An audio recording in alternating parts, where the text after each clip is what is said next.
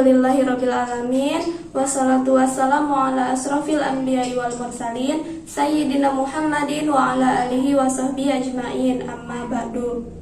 Pertama-tama, marilah kita panjatkan puji dan syukur kepada Allah Subhanahu wa Ta'ala yang telah memberikan kita nikmat sehingga kita bisa berkumpul di kelas ini untuk melakukan pembelajaran.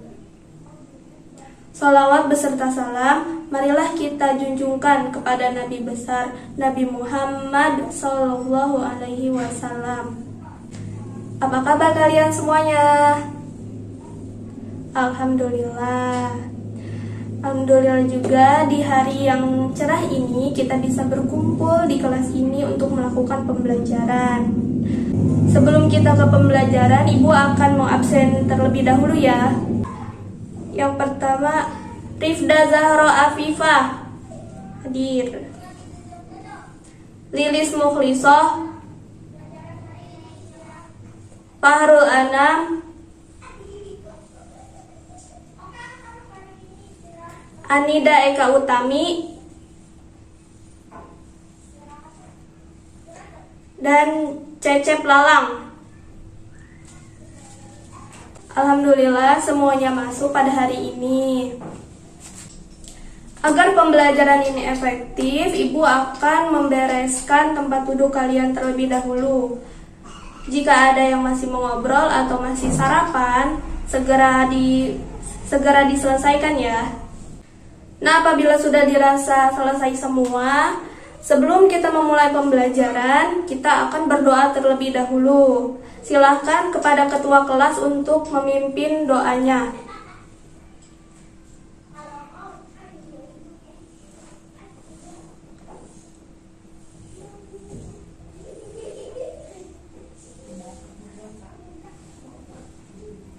Nah, ada yang sudah tahu kita akan belajar apa hari ini?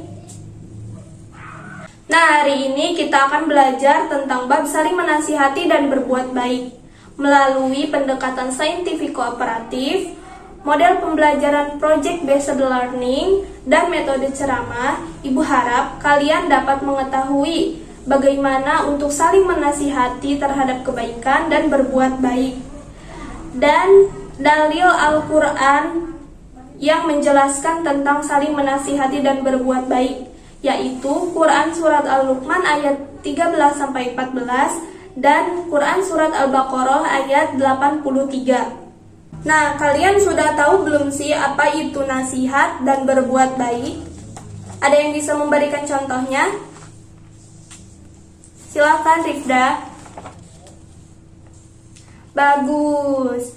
Yang lain ada yang ingin menambahkan? Bagus juga. Nah, pertemuan kali ini kita akan menjelaskan tentang terbiasa saling menasihati dan berbuat baik. Di sini Ibu ada 3 gambar. Nah, ada yang tahu gak sih ini gambar pertama tentang apa? Ya, silakan. Betul, ini seorang murid yang sedang meminta nasihat kepada gurunya. Gambar yang kedua ini apa? Coba tebak. Gambar yang kedua ini seseorang yang sedang berbuat baik. Nah, kita bisa lihat dari gambar ini. Nah, ini seorang teman yang sedang menjenguk temannya yang sedang sakit. Sebelum kita ke inti pelajaran, kita majukan dulu yuk tangannya. Seperti ini. Tahu ke atas. Sudah. Nah, kita masuk ke dalam inti pembelajaran. Di sini ada 3 buah gambar. Agama Islam sendiri mengajarkan penganutnya untuk saling menasihati dalam kebaikan dan berbuat baik. Karena saling menasihati dan berbuat baik itu banyak sekali manfaat dan hikmahnya. Nah, di sini terdapat 3 manfaat dalam perilaku saling menasihati dan berbuat baik dalam kehidupan. Yang pertama, ada mempererat hubungan antar sesama. Nasihat saling menasihati antar sesama itu dapat menumbuhkan rasa kebersamaan, sehingga kita dapat mempererat hubungan silaturahmi. Yang kedua, ada tergolong orang yang tidak rugi dalam hidupnya. Nah, orang yang saling menasihati dalam kebaikan itu tidak akan rugi dalam hidupnya. Ada yang tahu gak sih surat apa yang menjelaskan tentang orang yang tidak merugi? Ya, betul, Al-Asr. Mari kita sama-sama untuk membaca Quran surat Al-Asr. Bismillahirrahmanirrahim. Wal asri innal insana lafi khusr illal ladzina amanu wa amilus solihati wa tawasau bil haqqi wa tawasau bis sabr.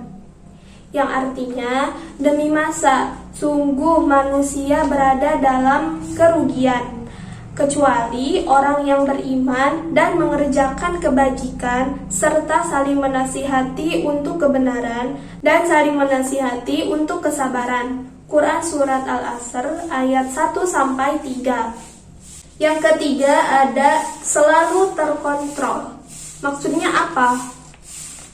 Nah, jika kita saling menasihati dan berbuat baik terhadap sesama, apabila orang itu akan melakukan sebuah kemaksiatan, lalu kita menasihatinya, maka orang itu bisa saja untuk membatalkan niatnya itu.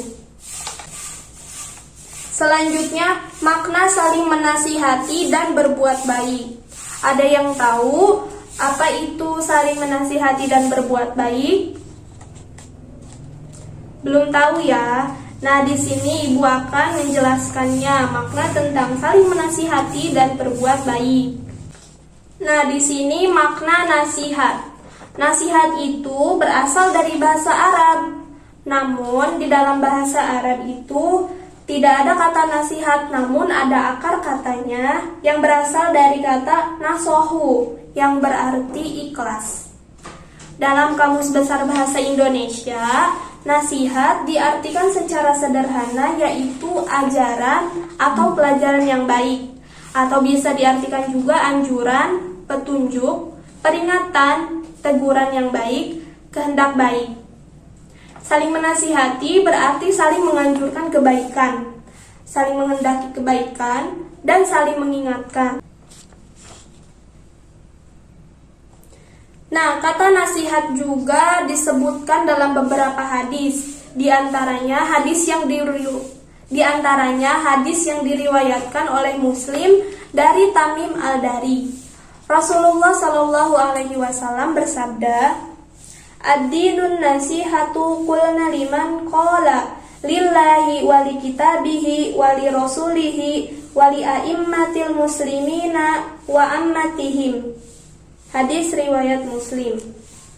Yang artinya, agama itu nasihat. Kami bertanya, untuk siapa? Beliau menjawab, untuk Allah, kitab Allah, Rasul Allah, para pemimpin kaum muslimin dan umumnya kaum muslimin. Hadis riwayat Muslim. Nah, sekarang dalil Al-Quran tentang nasihat. Seperti yang Ibu sudah sebutkan tadi di awal, ada yang ingat Quran surat apa tentang saling menasihati? Iya, betul, Quran surat Luqman ayat 13-14. Yuk, mari kita baca bersama-sama. Bismillahirrahmanirrahim. Wa idh qala Luqmanu li ibnihi wa huwa ya'izuhu ya bunayya la tusyrik billahi innasyirka ladzulmun azim. Wa wassaynal insana biwalidayhi hamalathu ummuhu wahnan ala wahnin wa fisaluhu fi amaini anishkur li wa liwalidayka ilayyal masir. Yang artinya, dan ingatlah ketika Luqman berkata kepada anaknya di waktu ia memberi pelajaran kepadanya, "Hai anakku, janganlah kamu mempersekutukan Allah. Sesungguhnya mempersekutukan Allah adalah benar-benar kezaliman besar. Dan kami perintahkan kepada manusia untuk berbuat baik kepada dua orang ibu bapanya. Ibunya telah mengandungnya dalam keadaan lemah yang bertambah-tambah dan menyapihnya dalam 2 tahun. Bersyukurlah kepadaku dan kepada kedua orang ibu bapakmu, hanya kepadakulah kamu kembali. Quran Surat Al-Luqman ayat 13-14. Ayat ini mengandung pengertian bahwa hendaknya kita saling menasihati apabila di antara kita sedang lengah dan akan berbuat suatu kemaksiatan atau kejahatan ataupun kemusyrikan atau yang lainnya, kita berkewajiban untuk mengingatkannya.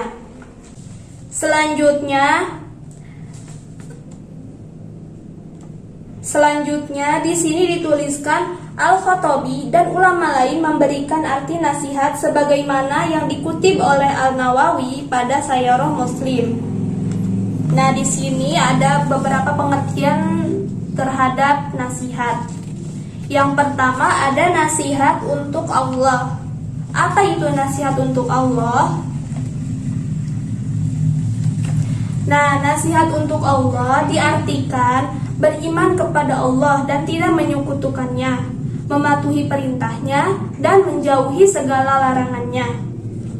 Yang kedua, nasihat bagi kitab Allah.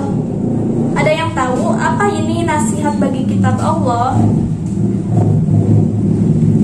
Nah, nasihat bagi kitab Allah artinya kita beriman terhadap keagungan kalam Allah, Al-Quran, membacanya, memahaminya, dan mengamalkannya.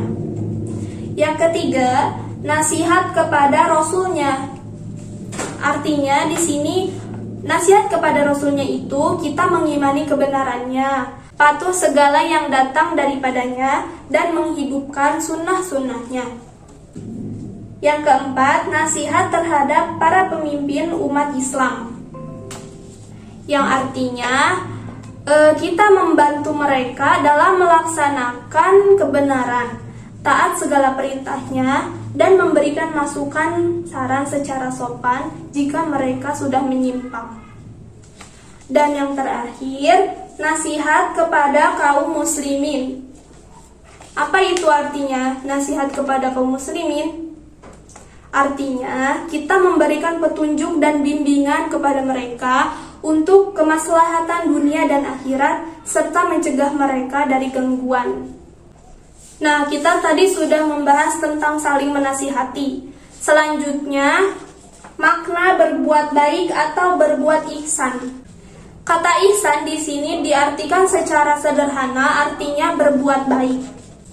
Ihsan dalam beribadah artinya kita membaguskan ibadah, yaitu menyembah Allah seolah-olah kita sedang melihatnya. Kalau kalian tidak bisa merasakan itu, sesungguhnya Allah sedang melihat kita.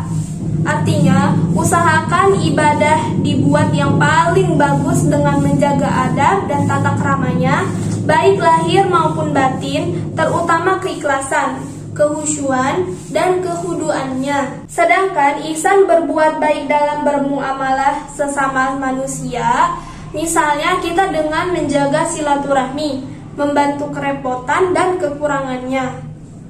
Nah, di sini ada hadis yang menjelaskan tentang ihsan dalam ibadah, sebagaimana hadis Rasulullah ketika ditanyai oleh malaikat Jibril. Ibu akan bacakan ya.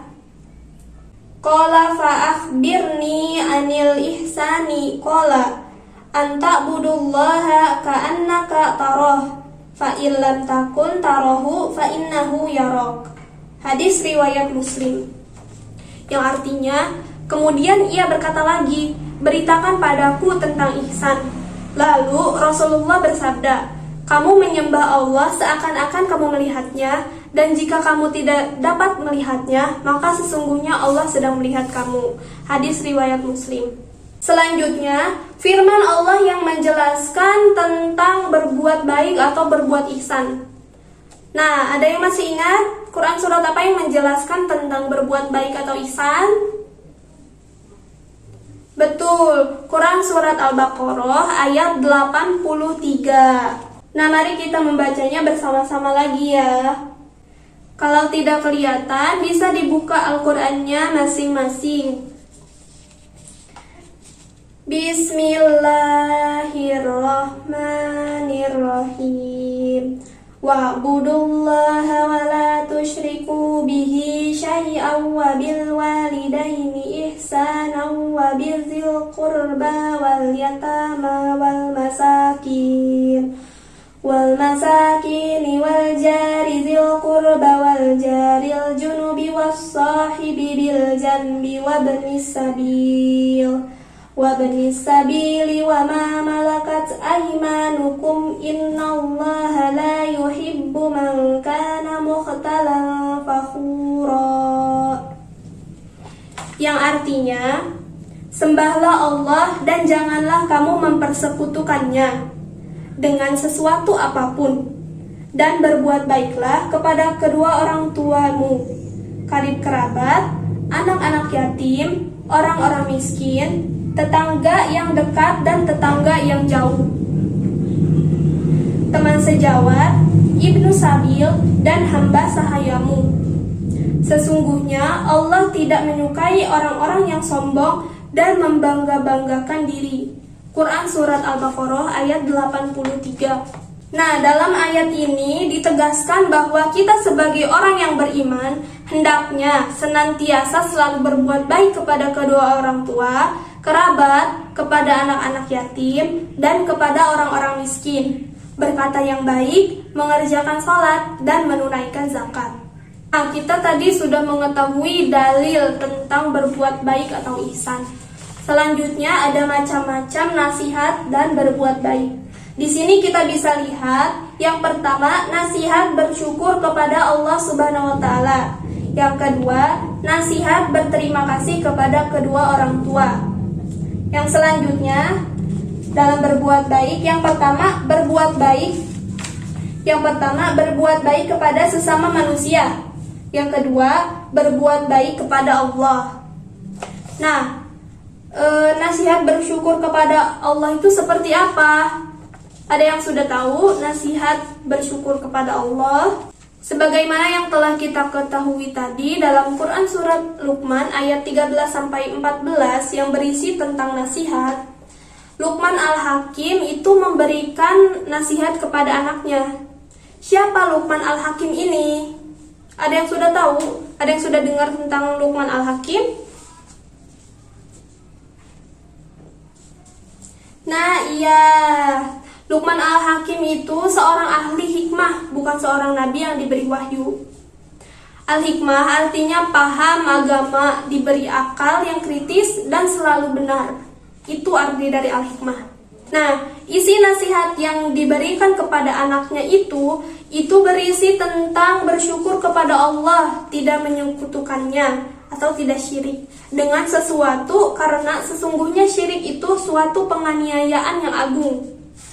Nasihat syukur kepada anak Luqman ini sebagaimana perintah Allah kepada Luqman agar bersyukur kepadanya atas segala nikmat yang telah diberikannya. Nah, perintah bersyukur ini telah ditegaskan dalam Quran Surat Luqman ayat 12. Ibu akan menuliskannya.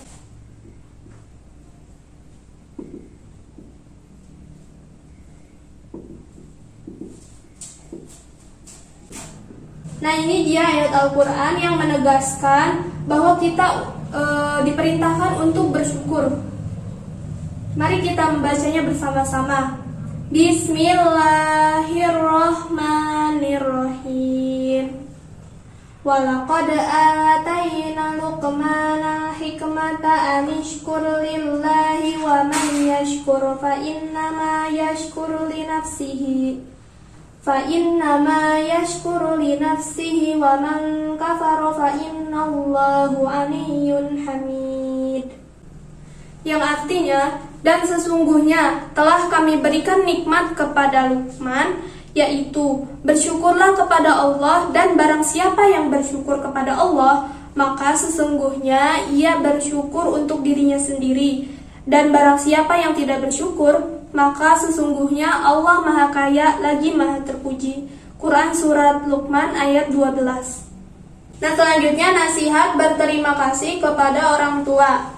Ini terkandung dalam Quran Surat Luqman ayat 13-14 tadi. Dalam kalimat anishkurli waliwalidaika ilayyal masir, yang artinya hendaklah kamu bersyukur kepadaku dan kepada kedua orang tuamu, dan kepadakulah tempat kembali.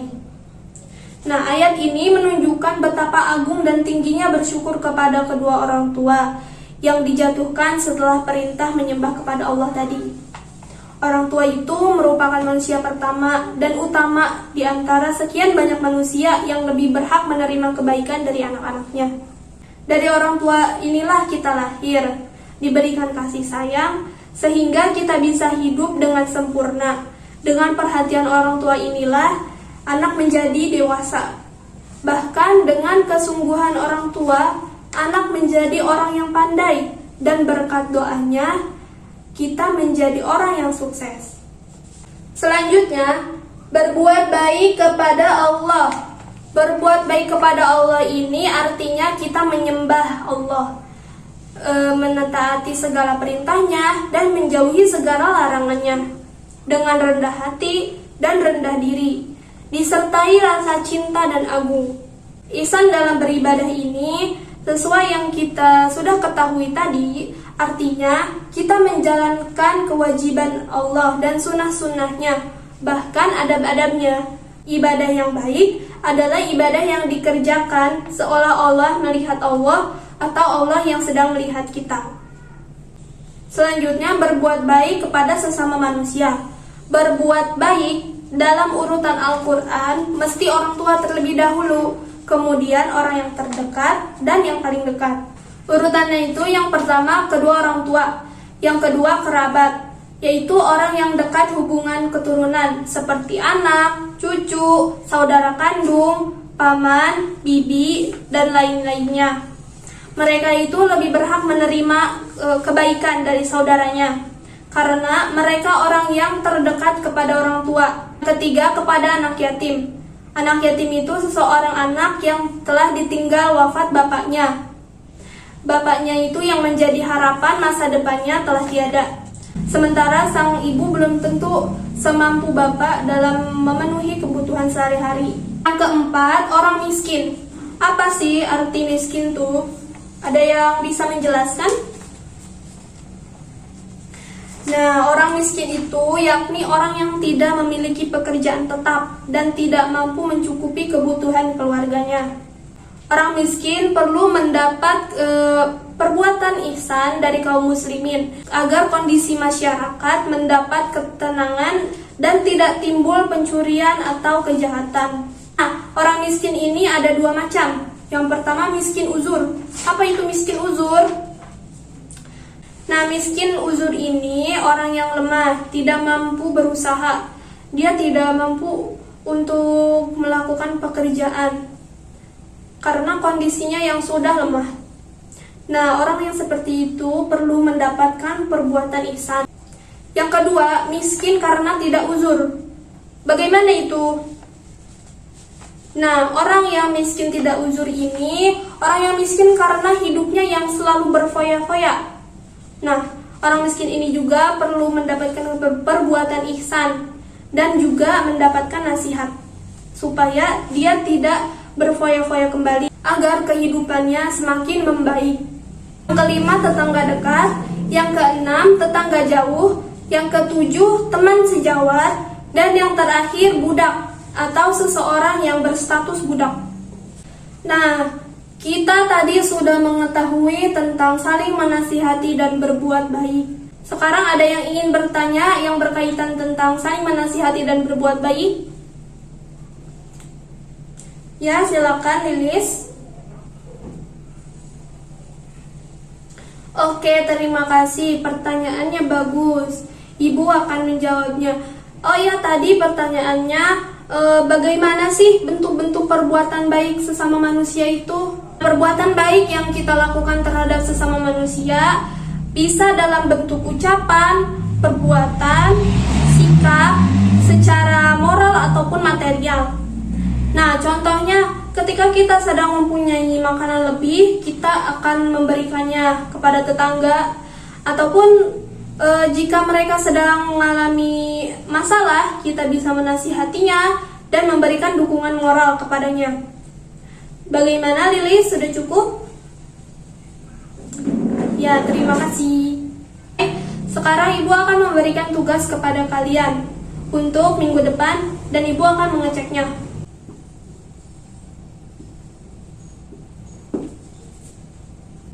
Nah, ini dia tugas untuk minggu depan. Carilah ayat Al-Quran atau hadis tentang saling menasihati dan berbuat baik, serta berikan contohnya. Untuk minggu depan, kita akan membahas tentang materi berumah tangga. Nah, maka dari itu, kalian silahkan baca-baca terlebih dahulu di buku LKS atau bisa cari di internet. Setelah itu Ibu akan melakukan pretest untuk kalian tentang hasil bacaan kalian sebelumnya. Baiklah, alhamdulillah hari ini materinya sudah selesai. Semoga apa yang telah Ibu jelaskan bisa bermanfaat bagi kalian semua dan berkah. Sebelum pembelajaran selesai, marilah kita berdoa. Berdoa dimulai.